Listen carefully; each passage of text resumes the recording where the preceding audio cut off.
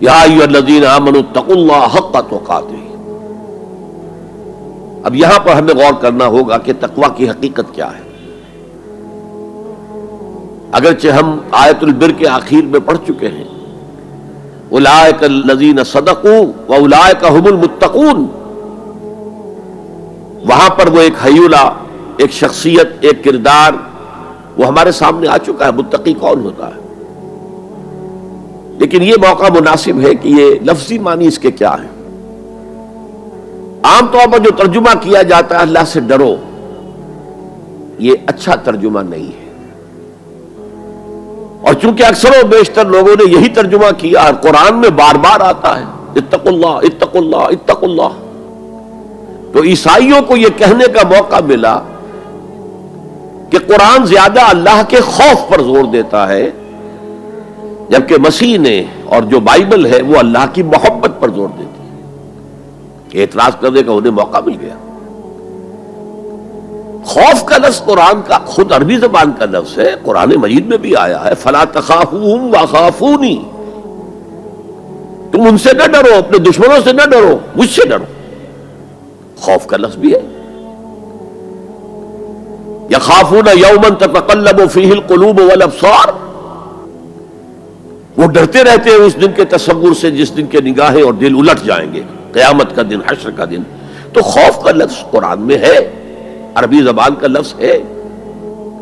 تقوی کے معنی خوف نہیں ہے، تقوی کے لفظی معنی بچنا۔ دیکھیے وقایقی، وقایتن اسے کہتے ہیں ثلاثی مجرد، اس میں معنی ہے وقایقی وقایتن کے کسی کو بچانا۔ اور آپ بڑی آسانی سے یاد رکھ سکیں گے کہ جو ہماری دعا ہے،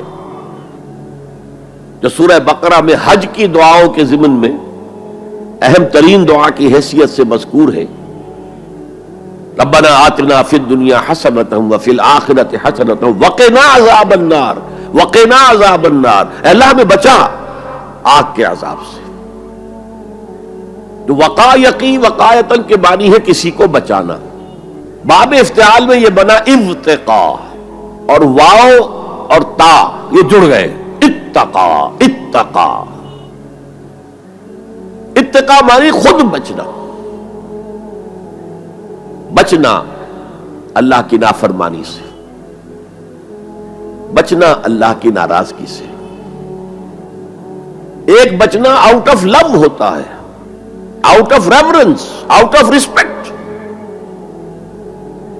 ایک سلیم الفطرت بیٹا چاہے گا کہ میں کوئی ایسی حرکت نہ کروں کہ میرے والد کو اس سے دکھ پہنچے، یہ بھی بچنا ہے۔ ظاہر بات ہے کہ والد کا خوف نہیں ہے اسے، یہ اس کی روش آؤٹ آف لو ہے۔ والذین آمنوا اشد حبا للہ، جو لوگ صاحب ایمان ہیں وہ شدید ترین محبت کرتے ہیں اللہ کے ساتھ۔ بلکہ ہم نے جو حقیقت جہاد کا مضمون جو ہے اس پر غور کیا، اس کے ضمن میں ایک آیت جو بڑی عظیم آیات میں سے ہے قرآن کے، قُلْ إِنْ كَانَ آبَاؤُكُمْ وَأَبْنَاؤُكُمْ وَإِخْوَانُكُمْ وَأَزْوَاجُكُمْ وَعَشِيرَتُكُمْ وَأَمْوَالٌ اقْتَرَفْتُمُوهَا وَتِجَارَةٌ تَخْشَوْنَ كَسَادَهَا وَمَسَاكِنُ تَرْضَوْنَهَا أَحَبَّ إِلَيْكُم مِّنَ اللَّهِ وَرَسُولِهِ وَجِهَادٍ فِي سَبِيلِهِ فَتَرَبَّصُوا حَتَّىٰ يَأْتِيَ اللَّهُ بِأَمْرِهِ وَاللَّهُ لَا يَهْدِي الْقَوْمَ الْفَاسِقِينَ۔ اے نبی ان سے کہہ دیجئے کہ اے لوگو، اگر تمہیں اپنے باپ اور اپنے بیٹے اور اپنے بھائی اور اپنے زوج، مرد کے لیے بیوی، بیوی کے لیے شوہر، اور اپنے رشتہ دار اور اپنے وہ مال جو تم نے بڑے محنت سے جمع کیے ہیں، اور اپنے وہ کاروبار جن میں کساد کا، سد بازاری کا تمہیں خوف لاحق رہتا ہے، مندہ نہ ہو جائے، اور تمہارے وہ مکان جو تمہیں بہت محبوب ہیں، بہت سجایا ہے، بہت عمدہ فرنش کیا ہے، اعلیٰ ترین مکان بنایا ہے، اگر یہ 8 چیزیں زیادہ محبوب ہیں اللہ سے اور اس کے رسول سے اور اللہ کی راہ میں جہاد سے، فتربصوا، جاؤ، بیٹھے رہو، دفع ہو جاؤ، منتظر رہو، حتی یاتی اللہ بامرہ، یہاں تک کہ اللہ اپنا فیصلہ سنا دے. واللہ لا یہدی القوم الفاسقین، اللہ ایسے فاسقوں کو ہدایت نہیں دیتا. تو در حقیقت یہ اللہ تعالیٰ کی محبت کے تحت ہے کہ اللہ اور اللہ کے ساتھ جو عہد وفا استوار کیا ہے، ایاک نعبد و ایاک نستعین، کہ آدمی پھونک پھونک کر قدم رکھے، کہیں میں اللہ کی کسی حد سے تجاوز نہ کر جاؤں، اللہ کی قائم کردہ کسی حد کو پھلانگ نہ جاؤں، کہیں ایسا نہ ہو کہ شریعت کا کوئی حکم میں پامال کر دوں. پھونک پھونک کر قدم رکھنا، لو سانس بھی آہستہ کہ نازک ہے بہت کام، آفاق کی اس کارگہ شیشہ گری کا، اس روش کا نام تقویٰ ہے. دنیا کا تقویٰ یہ ہے، آخرت کا تقویٰ یہ ہے آگ سے بچ جانا. نتیجہ ہے واتقوا النار الذی وقودها الناس والحجارہ، بچو اس آگ سے جس کا ایندھن بنیں گے انسان اور پتھر.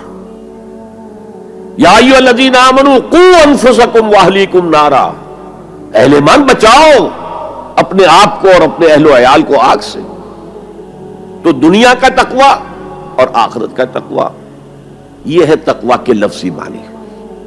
بلکہ اس میں اضافہ کروں کچھ. ایک دفعہ حضرت عمر فاروق رضی اللہ تعالی عنہ کی مجلس شورا میں یہ بحث چل نکلی تقویٰ کسے کہتے ہیں، ہاؤ ٹو ڈیفائن تقویٰ. سب حضرات نے اپنی اپنی رائے دی. حضرت ابی ابن کعب رضی اللہ تعالی عنہ ایک انصاری صحابی ہیں جن کے بارے میں حضور نے فرمایا ہے کہ اقرأہم ابی ابن کعب، میرے صحابہ میں قرآن کا سب سے بڑا جاننے والا ابی ابن کعب ہے. وہ خاموش بیٹھے ہوئے سن رہے تھے باتیں. حضرت عمر نے خاص طور پر کہا ابی آپ نے کچھ نکاح فرمائے. اب انہوں نے کہا کہ امیر المومنین دیکھیے، اگر کبھی آپ کو کسی ایسے جنگل میں سے گزرنا پڑے جس میں کوئی پگڈنڈی نہیں ہے، بڑی اونچی اونچی گھاس ہے اور قدم قدم پر خاردار جو ہیں جھاڑیاں ہیں، تو آپ کیسے گزریں گے؟ جسے میں بار بار کہہ رہا ہوں پھونک پھونک کر قدم رکھنا.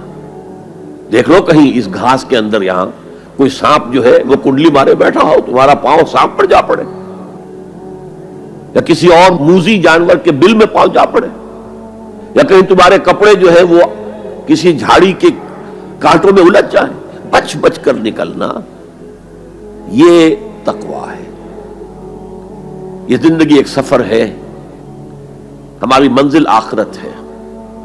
جیسے حضور نے فرمایا انما الدنیا خلقت لکم وانتم خلقتم للآخرہ،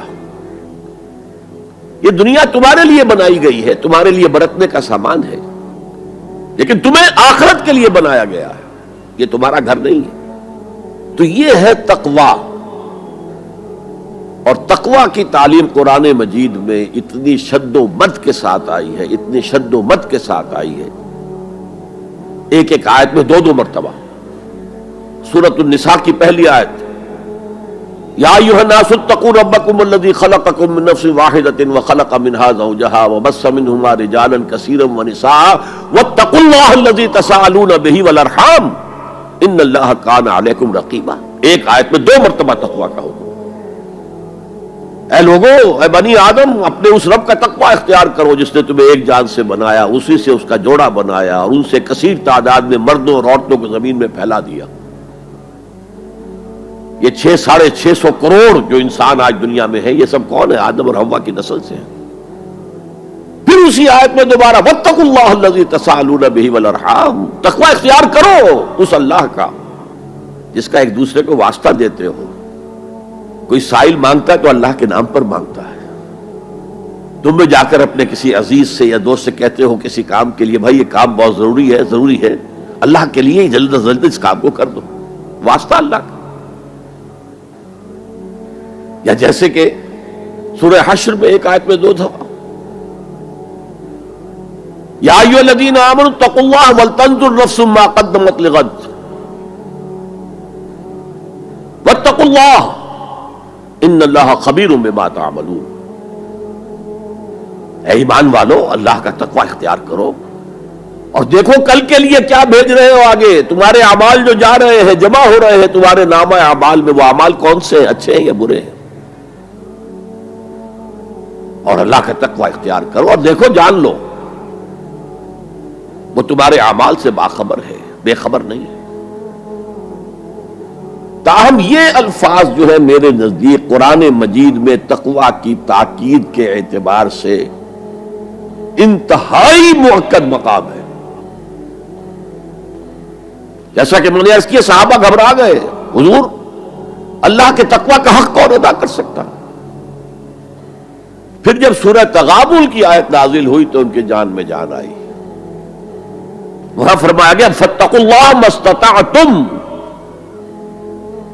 اللہ کا تقوی اختیار کرو جتنا بھی تمہارے حد استطاعت میں ہے، امکانی حد تک اللہ کا تقوی اختیار کرو. پھر جان میں جان آئی.